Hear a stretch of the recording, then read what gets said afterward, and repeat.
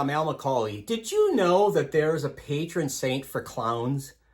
It's the same guy who's the patron saint for actors, anybody who fancies themselves to be a thespian, somebody on the stage.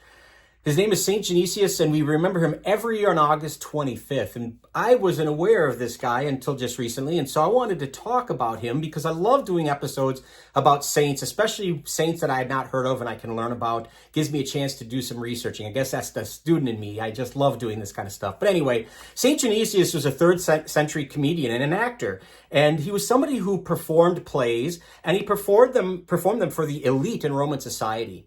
And the story about his conversion to Christianity came when he was giving a performance for the emperor himself. This is Diocletian. I've talked about Diocletian in the past. Real bad guy. Worst persecutor of Christians. Worse than any other Roman emperor that lived. He persecuted Christians terribly. But anyway, Genesius is part of a performance that is being given for the emperor and society's elites in Rome. And during this performance, he was supposed to crudely mock Christianity, and especially Christian baptism. And it said that at the point of the show, the drama, when he was going to mock baptism, angels appeared to him, and he was given a spiritual insight that this is the real, true faith. And he immediately said he wanted to be converted. He wanted to be baptized.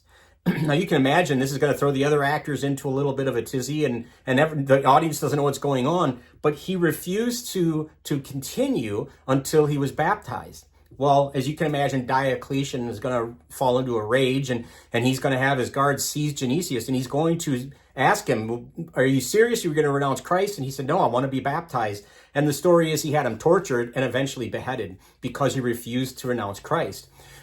Because of this incident, he is considered, again, the patron saint of actors, of comedians, of clowns, because he was a comedic actor. So there you go. There's Genesius for you. Now, you might look at this and say, we don't know, by the way, we don't know much about his life beyond that. This is what his life has come down to. But I would still say there are lessons that we can take from this small little tidbit from his life, the really memorable event of his persecution and death. First of all, I would say never underestimate the power of true and authentic transformation, that this can happen. Even the worst of the worst can have their moments. I think of the good thief on the cross, St. Dismas, who was being crucified with Jesus, how he had a change of heart at the last moment. That's kind of like Genesius, someone who mocked Christianity openly is going to have this transformation. So never doubt the power of God's grace to transform authentically people's lives. Never give up hope on people, even if you think that they are the worst of the worst.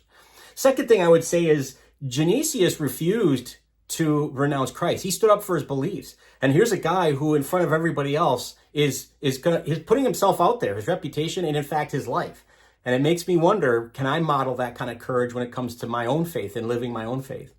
The last thing I would say is, because he's an actor, I'm kind of stretching with this one a little bit, but because he was an actor, I wonder, do I act my Christian faith? Do I put on a show? Am I doing all this for show, or is this an authentic, real lived faith of mine?